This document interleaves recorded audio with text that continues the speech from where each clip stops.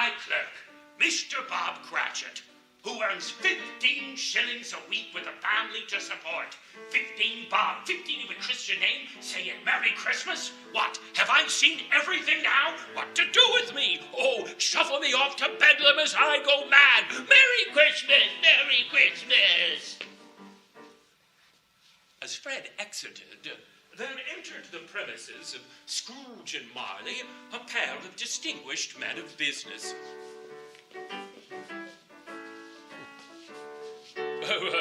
Greetings and felicitations. Do we have the privilege of addressing Mr. Scrooge or Mr. Marley? Well, Marley's been dead 7 years this very night. Oh, no doubt his remaining partner will show the same liberality expressed by the former. Scrooge cringed at the word liberality. Gentlemen, state your business. Well, it's customary at this festive time of year for those of us who can to take up a collection for those in want and need.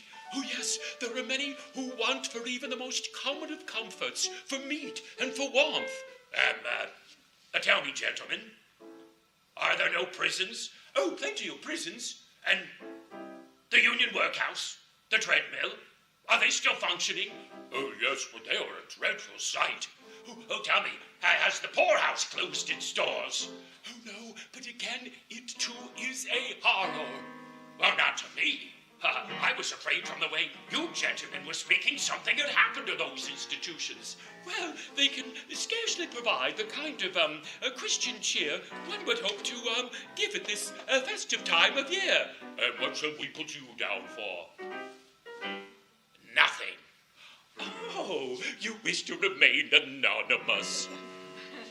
I wish to be left alone. I don't go round making myself merry at Christmas. I won't pay for idle people to do so. I pay for those institutions. Let them go there. Well, there are many who can't, and many who would rather die. Well, if they would rather die, then let them get to it and decrease the surplus population. Discovering they would get no charity out of Ebenezer Scrooge, the distinguished men of business exited with only a afternoon. Well, they did, however, encourage one of those cold-nosed urchins, perhaps destined for the grave or the poorhouse, to feel he might earn a coin by offering through the keyhole of Scrooge and Marley a Christmas carol. God rest ye merry gentlemen, let nothing you dismay. Remember to get away, you little beggar! Ah! Be gone, I'll bring down this ruler on you. Ah! Go on! Ah! Woo!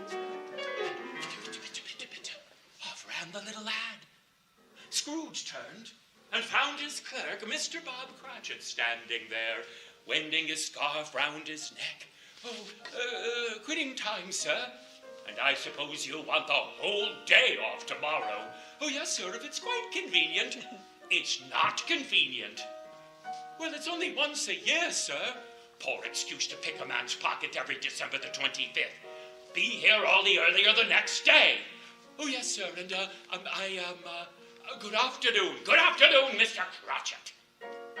Now, it being the occasion of Christmas Eve, when Mr. Bob Cratchit reached ice-covered Cornhill, whoosh, he slid up and down it, some 24 times. But old Ebenezer Scrooge took up his usual melancholy meal in his usual melancholy tavern, as was his his melancholic habit. And then he wended his way through the darkening streets of London, careful to avoid anyone who, you know, might have Merry Christmas upon his lips. Now, Scrooge lived in a warehouse formerly owned by his deceased partner, Jacob Marley. And he reached into his pocket and fetched his key, as always. Kitch-clunk inserted it into the keyhole and gave Kitch-clunk a twist. But in the next instant, the door-knocker, which always had been ordinary in every way, underwent transformation. It appeared to have the visage of Jacob Marley, though it looked rather dismal, like a lobster gone bad for having been left in the basement. But it peered up at Scrooge through its spectral spectacles, much in the way Marley once looked up at Scrooge from the ledger. Scrooge scrutinized the entity until it returned to being a door-knocker. Kitch-clunk, humbug, he said. But he peered round the back of the door, expecting to find Marley's pigtail sticking out of the other side. Now, old Scrooge kept his premises cold, dark, and therefore cheap, and he liked cheap. He exchanged his frock and his hat for his nightcap and robe, and settled in front of an ample fireplace with a meager fire to partake of his final repast of the evening, a bowl of gruel. And whilst he slurped, boom! The fire flared, and it illuminated the Dutch tiles of the fireplace, which depicted biblical scenes. But now, the whole choir of angels, all 12 apostles, and even old Abraham himself appeared to have the visage of Jacob Marley. And then, in the corridors,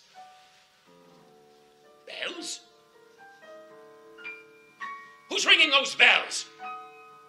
Who's ringing those bells? But where it was, soon it gave way to a kind of rattling and a scrattling emanating from the cellars.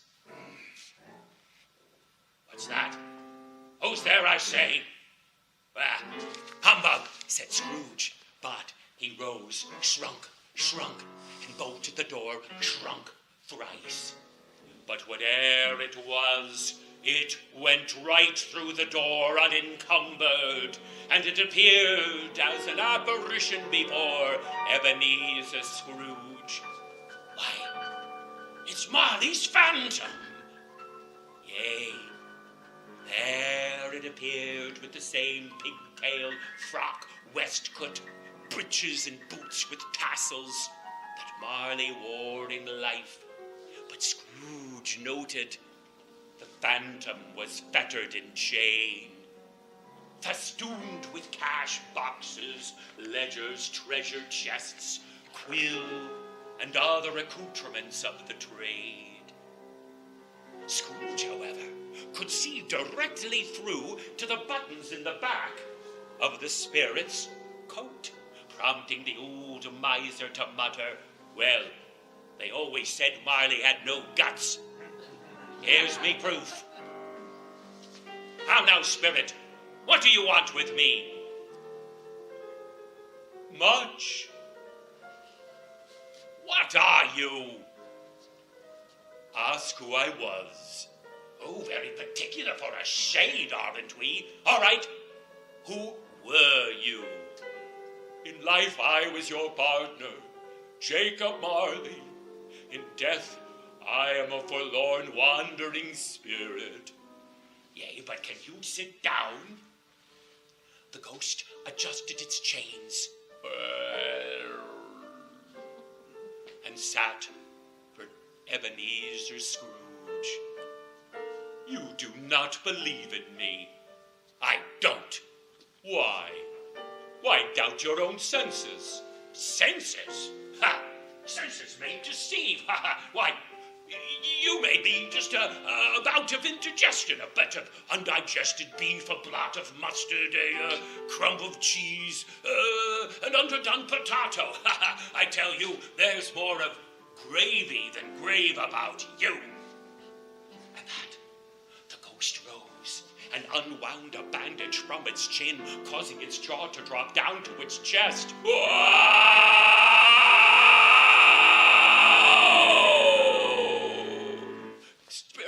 Spirit, why do you torment me? If the spirit within a man refused to go forth in life, it's doomed to do so in death. And see what it may have changed, but now cannot. Oh, but Jacob Marley, you always were a good man of business. Business? Mankind could have been my business. Oh, why did I walk through life eyes downcast? Jacob, tell me, why are you fettered in chain? I wear the chain I forged in life. Yours was as ponderous 7 years ago.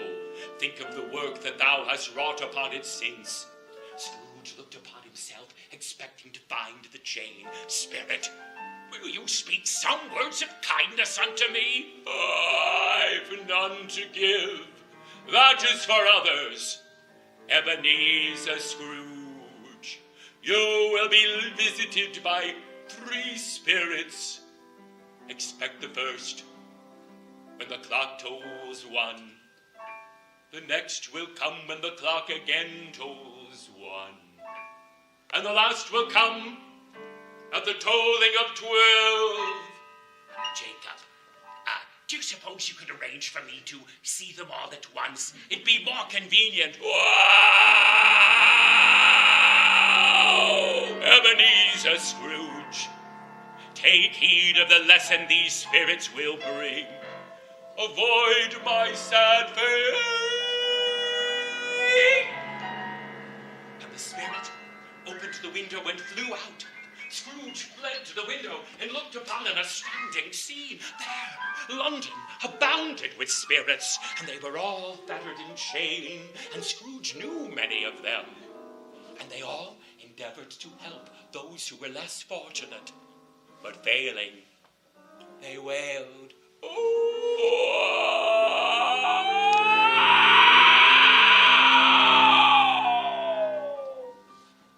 Unable to bear the scene, Scrooge said, "Hum!" and shut the window. Kruk. And then he retreated to his night chamber, snuggling into bed, closing the curtain, and sleeping.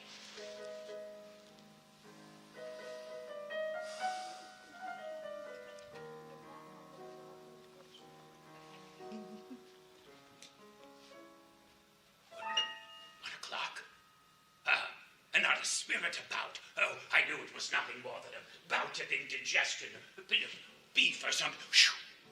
But the night curtain flew open, and Scrooge found an ethereal light emanating from an unearthly creature there. It was at once young and old, with white hair but smooth skin. It wore a gown, too, of white, adorned with summer flowers. In one hand, it held a sprig of holly. In the other, a great cone, as if to contain the light jetting from its presence. Are you the spirit who was foretold would come unto me? I am. What are you? I am the ghost of Christmas past. Your past. Come with me, spirit. I'm a mere mortal. I can't flit around like your kind. I'm likely to fall. Then bear but the touch of my hand upon thine heart, and you shall be lifted up in more ways than one. And the good ghost touched the heart of Ebenezer Scrooge, and at once the walls dissolved, and Scrooge found himself walking across a snow-encrusted field, people passing by, hallooing, "Merry Christmas, how are ye?" And Scrooge answered back, "Merry Christmas," but they ignored him. Well, you know why. Out upon Merry Christmas. The spirit explained, "They are but shadows of your past, and cannot with us engage. Dost thou remember this place? Remember this place, Spirit? I was a boy here. Why, I could walk it blindfolded. Long it's been since thou hast thought upon it. Come. The good ghost brought Ebenezer Scrooge to an old brick schoolhouse. For the holiday, it should have been abandoned. But abandoned in the school, a solitary student, talking to characters he had gleaned from the books he'd been reading. Ali Baba, you and the 40 Thieves will have Christmas dinner with me, Ebenezer Scrooge, and we'll invite Robinson Crusoe and his man Friday. Spirit, it's me as a boy. How is it possible? The spirit responded by fluctuating its arms. A few more years passed by, and there entered into the schoolhouse a girl in a neat dress. Ebenezer! Fan! What are you doing here? Father sent me. Father, what does he want? Oh, he's so much kinder these days. Last night, I was able to ask. I said, Father, can Ebenezer come home for Christmas? He said yes. He sent me in a coach to fetch you. We'll spend Christmas together. We'll spend Christmas together. We'll spend Christmas together. And old Scrooge saw himself give his sister a kiss, and off they went. Spirit, my sister Fan had a large heart. Yea, but a weak one. She died giving birth to her only child. Yes, my nephew Fred. Is that a tear upon your cheek? No, it's a pimple. And the good ghost again fluctuated its arms and brought Ebenezer Scrooge to a warehouse in London. Scrooge saw himself a young man, a clerk. Oh, look, there I am, Spirit, so diligent at the ledger. Oh, and at my side, do you know who that is? That is Dickie Wilkins. Oh, we were thick as thieves all the time. Oh, Spirit, look up there. Why, if it isn't old Fezziwig himself. Oh, watch, he's standing up. Whenever he did, his periwig would hit the ceiling. Ha, there it is. Ebenezer! Oh, Dickie, please, no more work. It's Christmas Eve. Come, shutter up the windows, move back the desks. Let's get ready for our Christmas Eve revel. Go to it, lads. And it was done in a flash.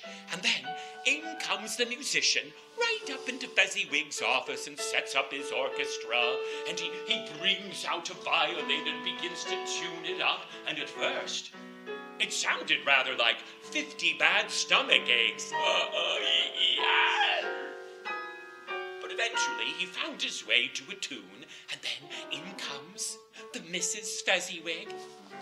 Husband, are you ready for the revels? They're all outside waiting. Oh, look at the musician, and he's so handsome. Let me call the girls. Girls, get in here. Your father's ready for the revel. Come on in. And in come the 3 Miss Fezziwigs. Adorable, pretty, and beautiful.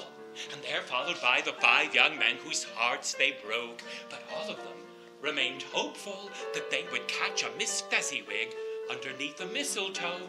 You know what for.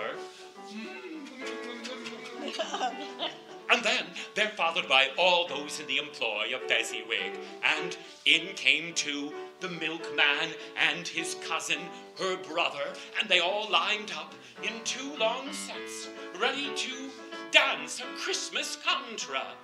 And then the dance began. And down they went to the set, with a little do-side-do and a promenade. But soon the head couple got all tangled, so Fezziwig and his wife step in, and they call out, "Thread the needle, turn the corkscrew." Now a promenade, and when Fezziwig comes dancing by his legs positively wink. Why, I swear, a light shone out from his calves, and the young folk, they couldn't keep up with dancing fezziwig. And Scrooge, old Scrooge, marveled at the joy on the faces passing by. And then in came the cold beer and the roast beef and the 12th night cake, and old Scrooge marveled. Until he noted the spirit watching him marvel. And then, look at this small matter, and they're so filled with gratitude. Small matter?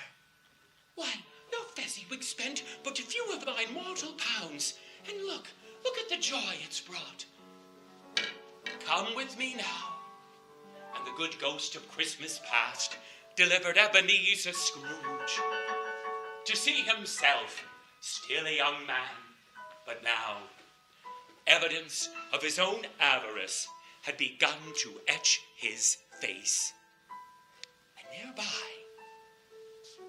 in a dark mourning dress, stood a young woman, the tear on her cheek in the light of the good ghost glistened like a jewel.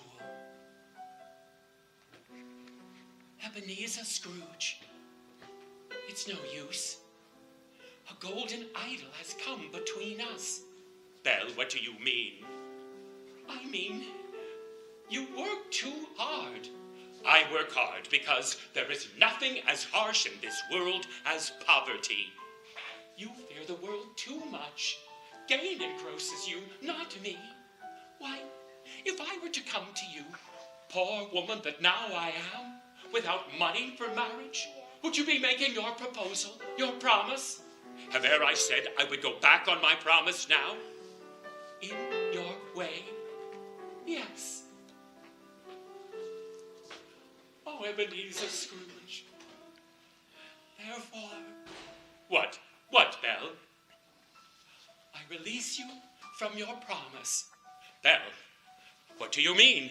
You're not leaving me. Belle, just give me a little bit more time. Belle, please. May you be happy in the life you've chosen. Belle, no! You'll break my heart. Spirit, no!